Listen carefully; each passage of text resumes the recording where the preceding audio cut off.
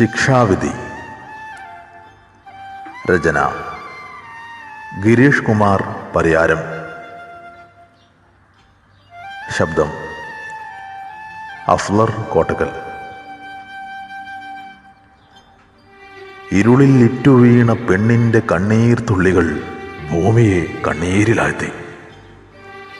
വെറിപൂണ്ട മനസ്സിൻ്റെ കൊതിയൊരു പെണ്ണിൻ്റെ സ്വപ്നങ്ങളെ അശുദ്ധമാക്കി.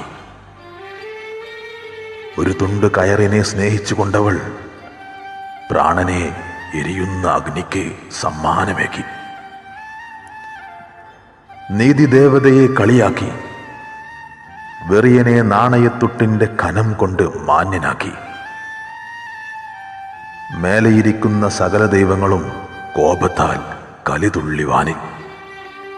വീണ്ടും വെറിപൂണ്ട് നടന്നോരാ വെറിയനെ ഇരുളിൽ നാഗം ആഞ്ഞു കൊത്തി.